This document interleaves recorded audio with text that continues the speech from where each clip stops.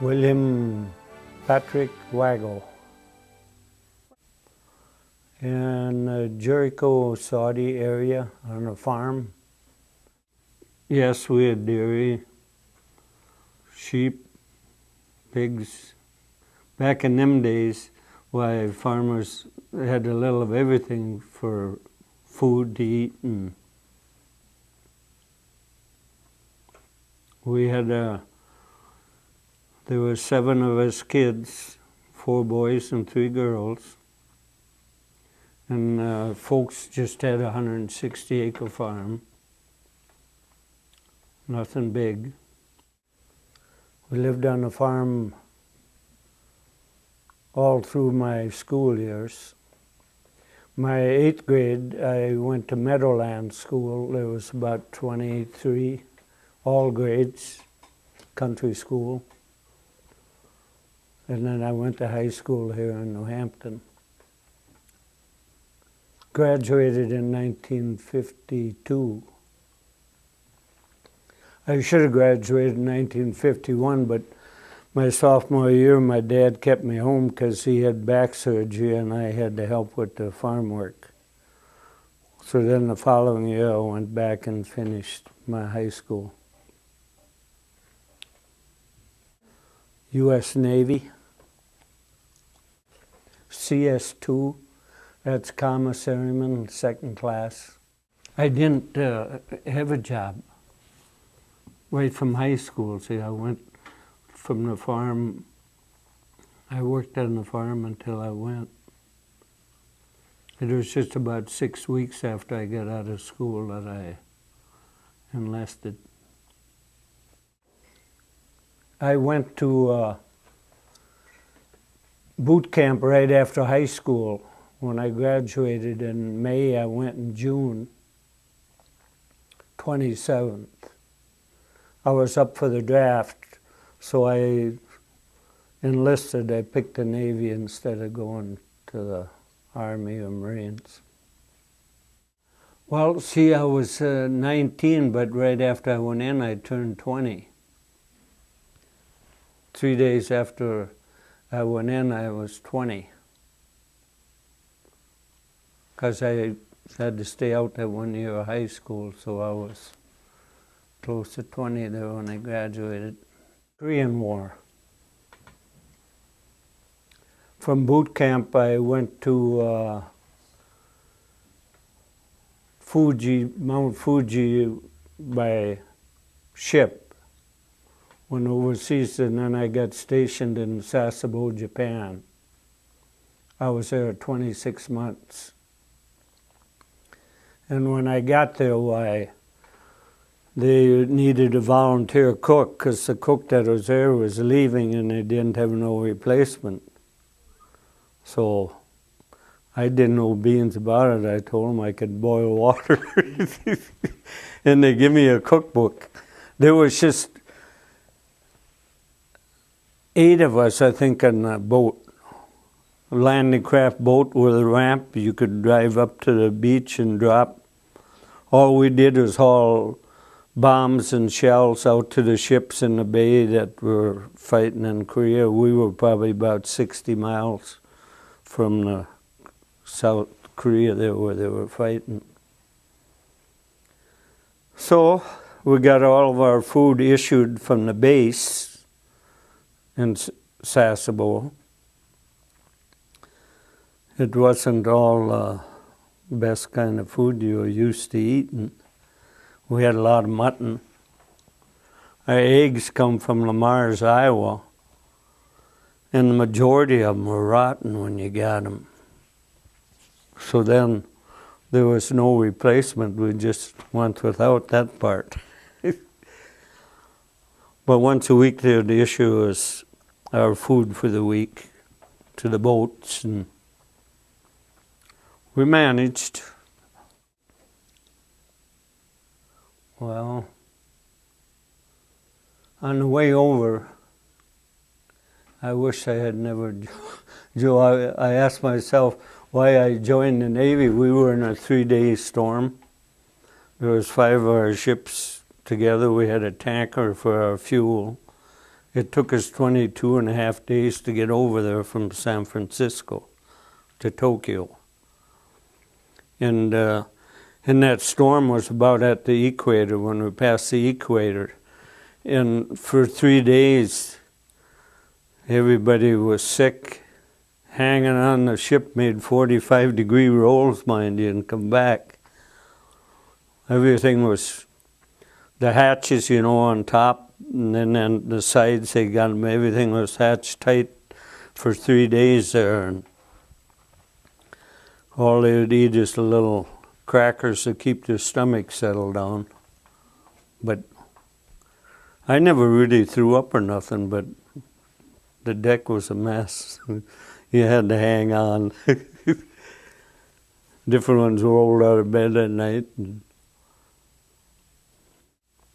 Well, we got married. I gave my girlfriend a ring before I went to the Navy. And then when I got home after them 26 months, I got 10-day leave and got married. And then my wife stayed here until I found out where my next duty station was. I went to San Francisco. I was there about 3 weeks before I found out where I was going. Then I got my orders to go on the USS Sperry in San Diego. That's a submarine tender. We always had them, about 7 of them tied up alongside to do repair. When they would go out for 6 months at a time and come back in, why, they needed a lot of repair. So then my wife's dad and her uncle drove my car out and her out, and we lived in Navy housing for my.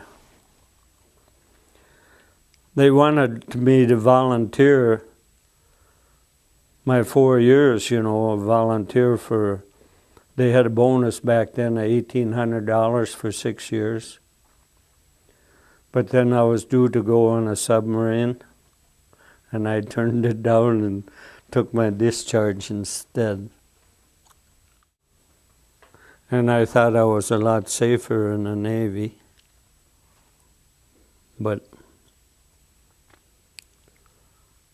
you never know, when you go, you might never come home either. That's one thought all the time, you know. But I enjoyed it. I thought it went fairly quick. Like over in Japan, my LCU was loaded with bombs and shells day and night. No matter whatever time the ship came in the bay from Korea, why, we had to go out, and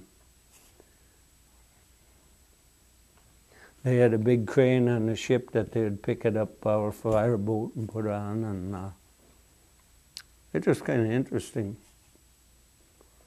All the ammunition over there was stored in Japanese tunnels in the mountains. They had little cars, rail cars, you know, they went way back in there. They had the kind of a depot, you know. Well, every mountain the Japanese before the World War II, you know, had full of, they hand dug them all too. After being over there 18 months, they gave me 4 days vacation. So me and 3 other guys, we took leave and went to Mount Fuji. That was the highest point, you know, in country over there. And it was really interesting. We went up there by rail car. Like I said, they had tunnels right through one mountain from the other. And where they had Nagasaki, where they dropped that atomic bomb in the United States in World War II, they made movies on it, and we got to see all of them. But before they started to commercialize in Japan, it was the most filthy place in the world. That they just lived in shacks, and their bathrooms were gutters along the street where men, women, and children, if they had to go potty, they just stopped and went. Just like animals do. There was no privacy or nothing. Yes. Had to be. And I don't know what they had for doctors. I think the majority of them, the parent or mother or whatever, took care of them the best they could. Otherwise, they just died. Really nothing. People ask me why I didn't want to go back to see it again, and there wasn't nothing to see. But now it's all commercialized, they say.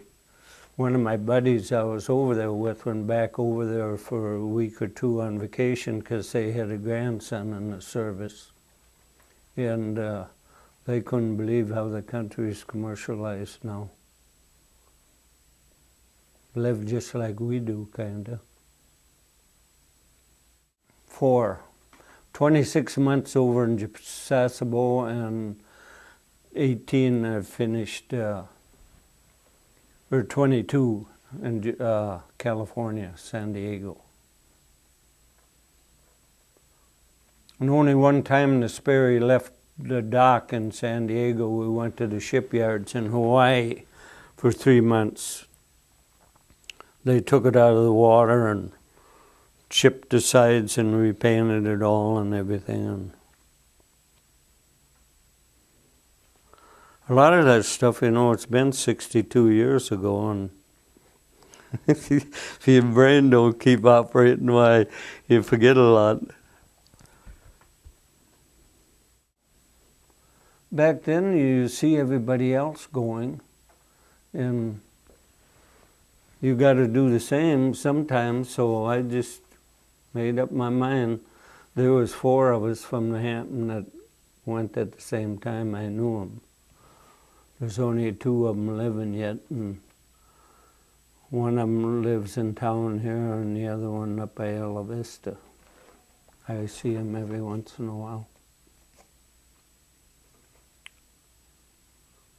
But in the Sperry in San Diego, from being a cook over there for 9 people, and we had 650 on the ship in San Diego, which we had about 8 guys on a shift. But then I was only in the general mess hall about 2 or 3 months, and I got to help up in the chief's mess, officer's mess.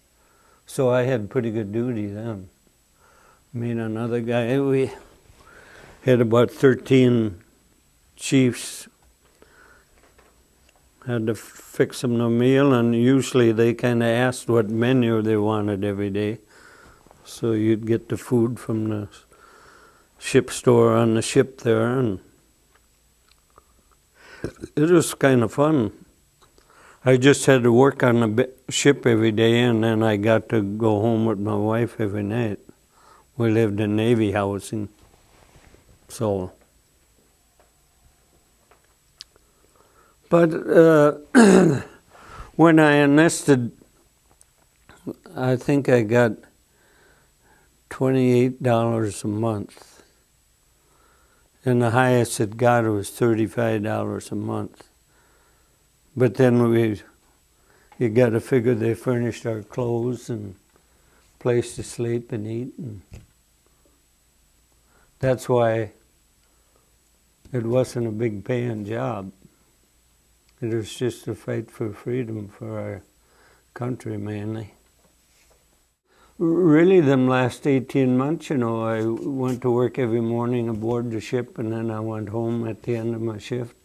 It was just like living at home, you know. I probably would have shipped over for a career man if I didn't have to go to that submarine underwater all the time. A lot of them do make it a career, you know, anymore. or anymore, there's a lot of, you know, the ships went co-ed here, I don't know how many years ago.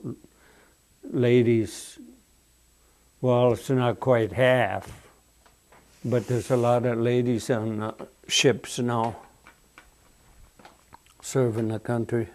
Well, really, even in the Army or Air Force, a lot more ladies now, which they can do the same, you know. I don't know, I kind of enjoyed all my 4 years in. Being I had to serve, why, time went fast. Sent letters, never called. I might have called once or twice home from over there. But I kept in contact by letters with my girlfriend. And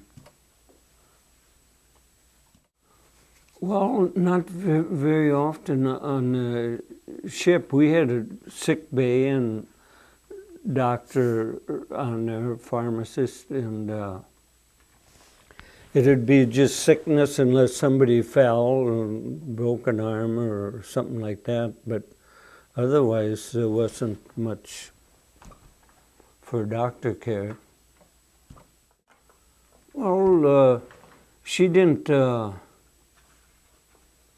get no job out in San Diego there, but she, before we got married after her high school life, she was working at RAS in Waterloo. But we went to weekends that I had off. We went to different places, maybe within 100 miles from where we lived in San Diego. I see a lot of different parts of California. We kind of enjoyed it. And we had our friends there.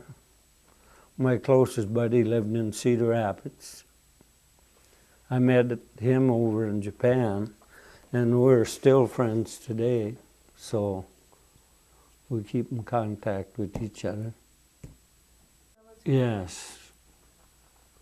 I was the only one that had to go. Because the Korean War was over in June of '53, and I was over there until '54, December of '54 when I come home.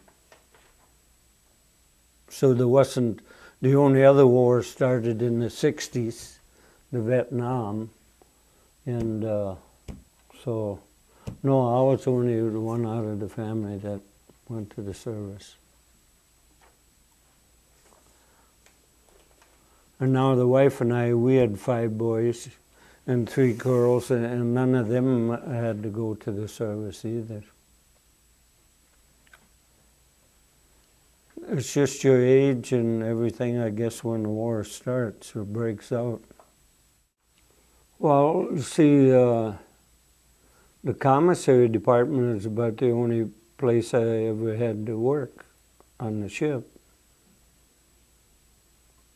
Either the main galley or the officers' quarters. But after I got out, why, I worked my first 2 years at John Deere Tractor Works in Waterloo. Back then, that was 58, 7 and 8. And they were slow back then. I worked all 3 shifts and got laid off, so then I helped my dad farm for 2 years. Then I started at Super Sweet International Multi-Foods feed company here in town. I worked 35 years there. The first 10 years I was doing just the general labor and everything, and then I got into being the mixer, and then the lead man, that's a pellet operator.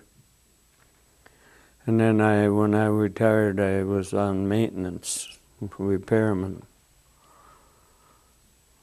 And then I retired in '94. I was still working part-time for my nephew. in New Hampton here, New Hampton Transfer and Storage. I've been there 20 years now, but I'm getting about ready to call it quits. I'll be 82 in June here.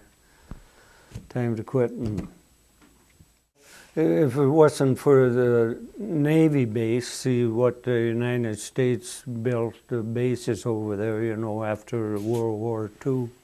Why, our bases and everything were good, but if you went downtown on Liberty or whatever, you had to watch it pretty close, because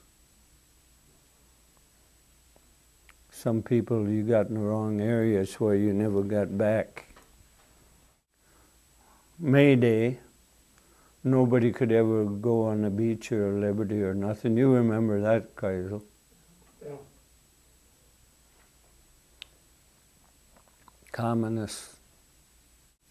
Well, I don't know how to answer that one, but while the war was going on, we could hear the bombs and shells going off day and night where we were. I mean, it wasn't the safest place, but I'll tell you a little joke about this. One guy we had on a ship, he was a colored guy, and we have general quarters maybe 2 or 3 times a week. And he went and they got little portholes like that, you know, where you can peek out. And he, for some reason, he stuck his head through it and he couldn't get his head pulled back out. We had to work on him quite a while to get his ears turned right, you know, so we could pull him slowly back out of that porthole. But that was about the only really exciting moment on the crew members, anyway.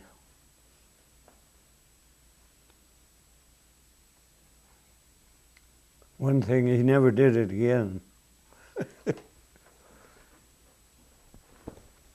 But even the guys sitting, we were loaded with bombs and shells all the time, and the young guys that worked on the deck or whatever, they would sit on a bomb or whatever, smoking cigarettes.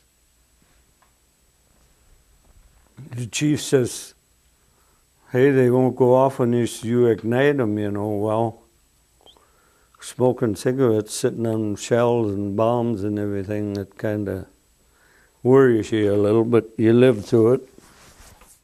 Well, like my job, I had to get the food prepared for each meal, but the deckhands, they had to help load the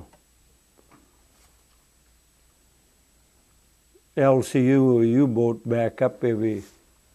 And then a lot of times when we took a load of bombs and shells out to the ships, where I would bring back a Liberty party.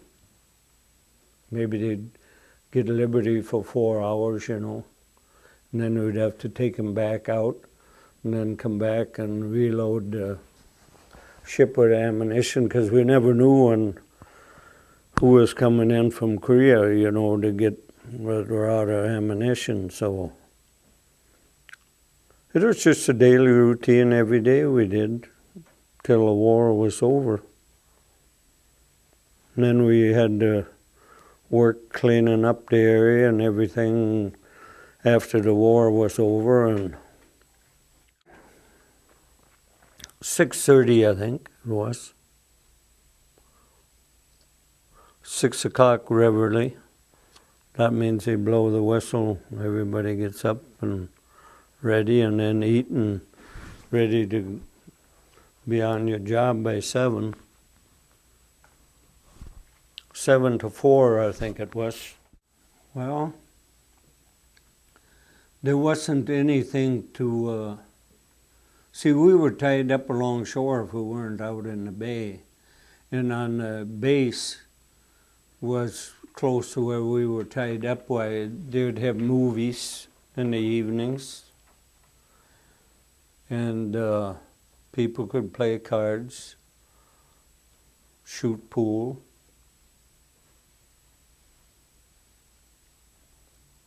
There was one EAM club on the base there. That's where they could go to have a drink or a meal or whatever.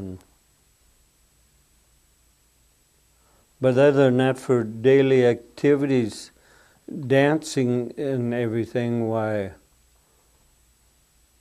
I never went to a dance or knew of any dances over there unless it was on the base. So there wasn't really a lot to do for excitement. Just sit around and shoot the bull or just play cards between shipmates.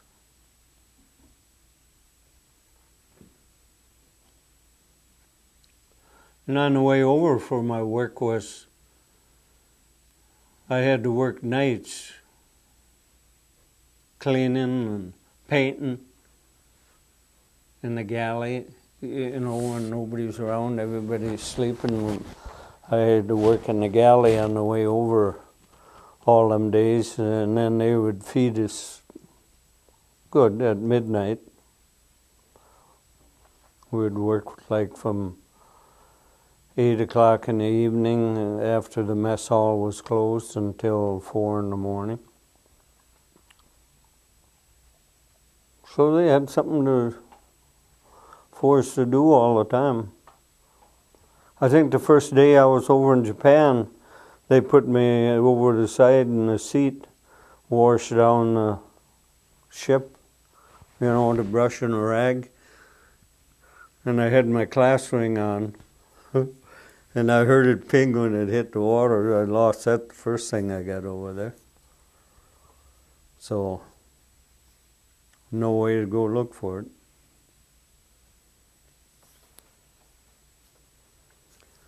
But other than that, I was never, all the while I was over there, the only medical I had went to a Japanese dentist on the base. They hired Japanese for the dentist. And I had my wisdom teeth pulled by a dentist, woman dentist. Otherwise, I never got sick all the while I was over there.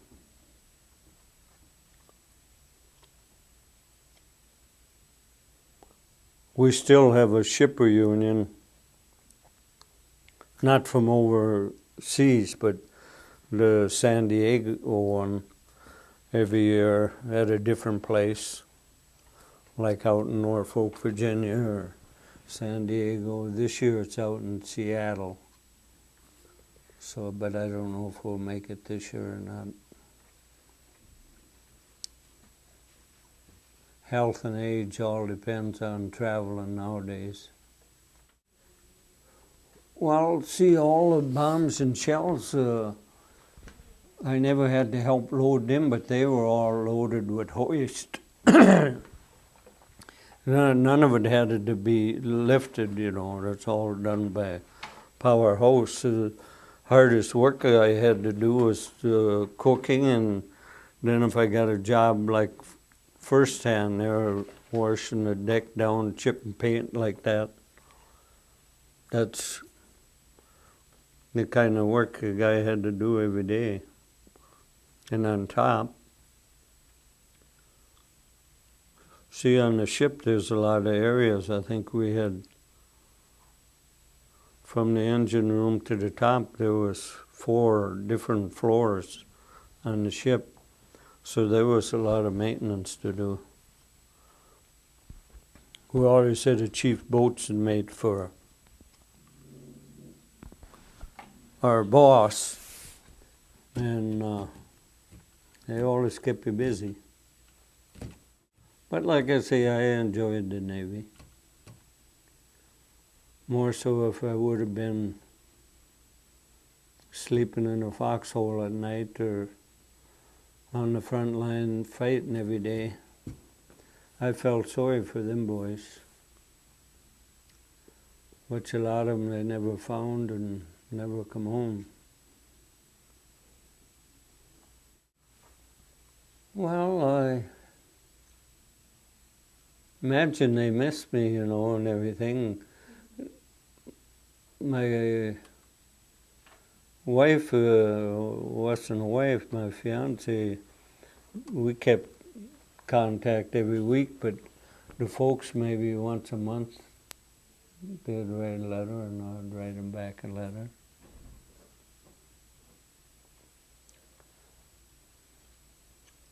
And then when I got back to the United States, why they flew out and met me when I come home on leave. Not seeing them for 2 years or better. Well, I made a lot of other friends. I missed them all, but I couldn't do much about it, you know. You got to make the best once you leave home. So everything went well.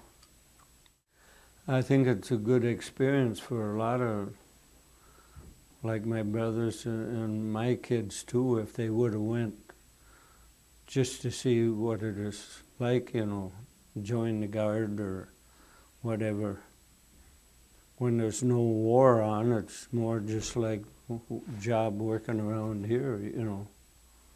So I think it'd be good for everybody to have that experience.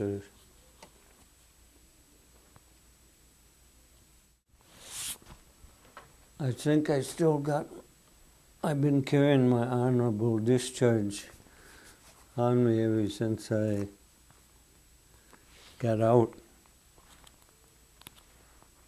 I was looking at it here this morning. If I can find it.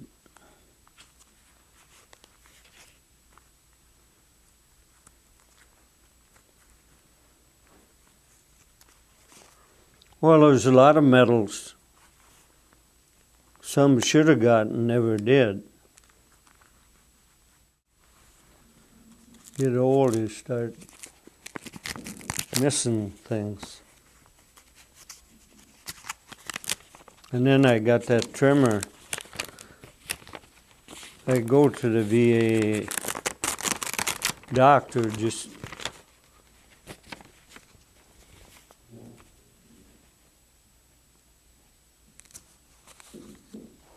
yeah, I got the National Defense Service Medal, Good Conduct Medal,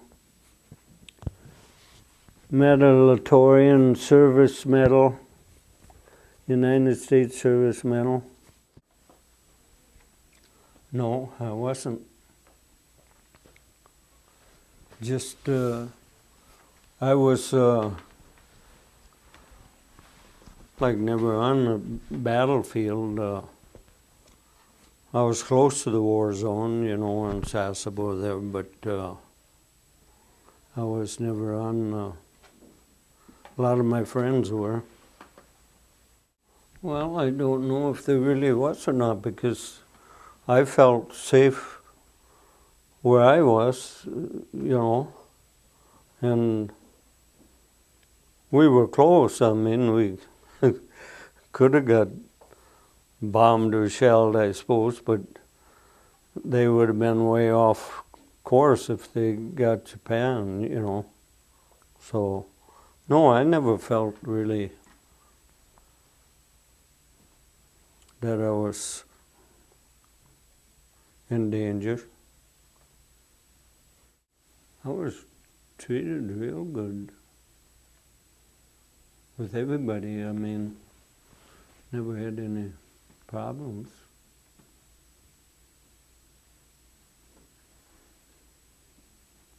You gotta kind of like to work with everybody, you know, and enjoy it. And like I can remember seeing other people pretty high-tempered. They disagree with a lot of things, but no, I was happy or couldn't say anything bad about anything. Well, I know, in fact, the time seemed went pretty fast, you know. Daily activities kept me busy, and I kind of enjoyed everything I did.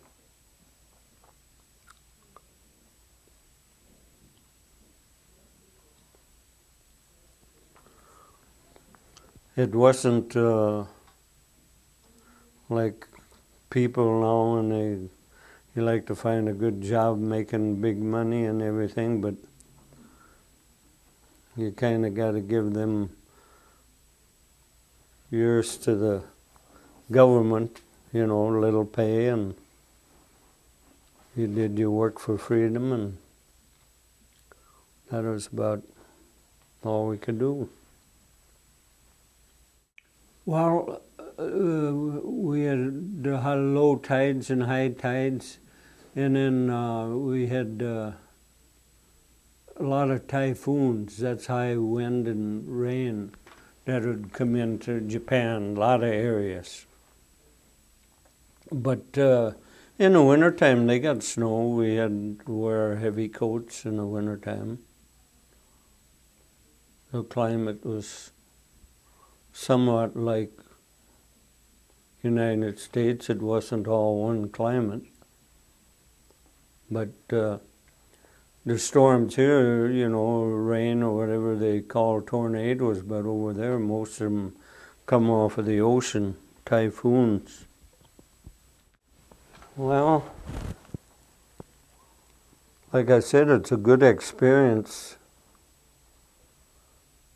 for everybody. The type of work it is you do in the military, and the climate and the country you're in, I mean, it's really a good experience, which you'll never get to see again in life. A lot of people never. My brother-in-law, he's 89, and he was in World War II, and his family, all he says, he'll never say anything about it. And if they ask him, he still don't say much, you know, what he went through or whatever. More like to keep it to himself, I guess. Well, I guess that was one reason going in right after school until I was married and had 2 or 3 children, probably. And then I would have to go, which would be a lot worse, or hate to go. So that was my experience, go and get it over with my first years out of school before anything happened. Well, I'm kind of glad the way it is nowadays, that I didn't stay to be a farmer, you know. But now I got a lot of nephews and nieces who are in the computer business, and that's the main technology of the world today. But we're happy the way everything went, the wife and I and family.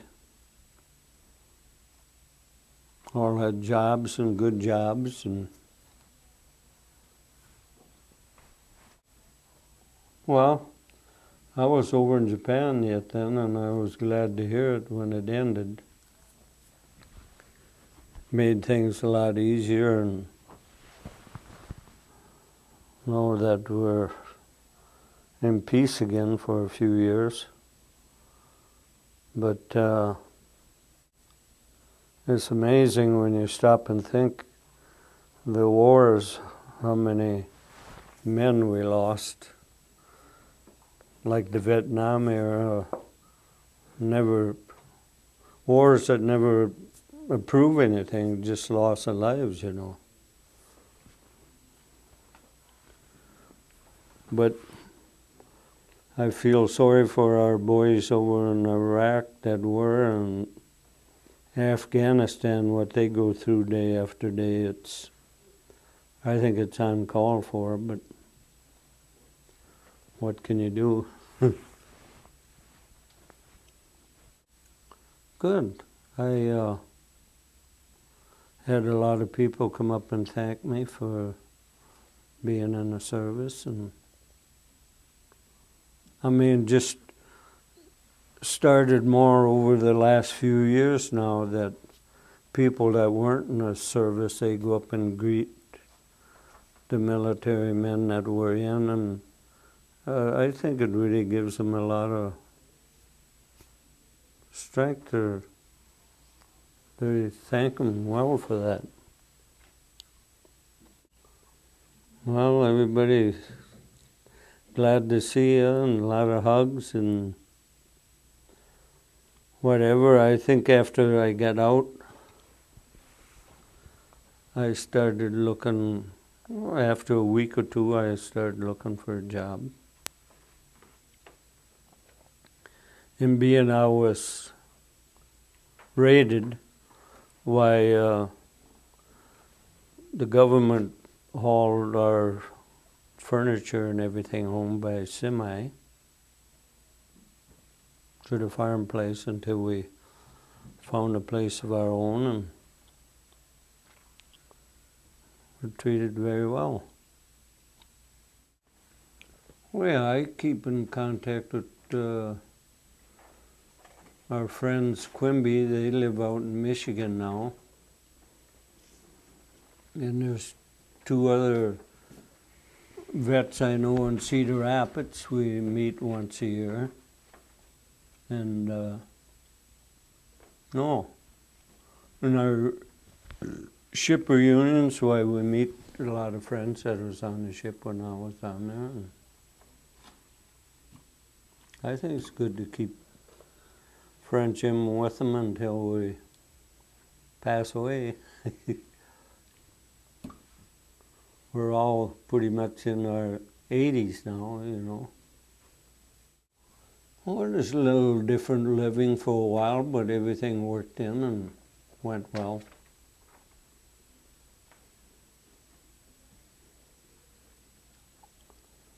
Seeing all your friends and relationship, and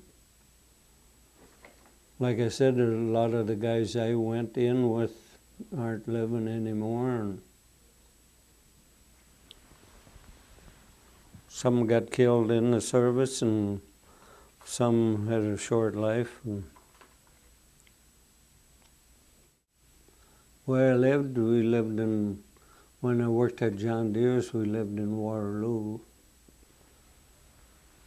And then when I got laid off after them 2.5 years, we moved back to the Hampton area here, and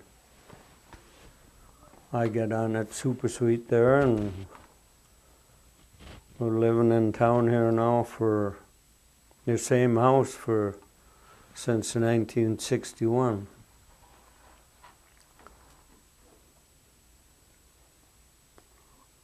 And I belong to the VFW and American Legion in Lawler. We have monthly meetings and dinners. I wouldn't say really if it did or not. A lot of times you work at home here, you get in predicaments, you know, that it's hard to figure out, and you work them through and come out of it fine. But I think everybody gets in that position once. Yes, I had my 60 class reunion. I think it comes next year again. We have it every 5 years now. I graduated with, I think 68, and we're down into the 30s now. 11 is anymore. So, yeah, I enjoy class reunion, family reunions, and my ship reunion every year, and enjoy it. Yes, I had 2 brother-in-laws in the service.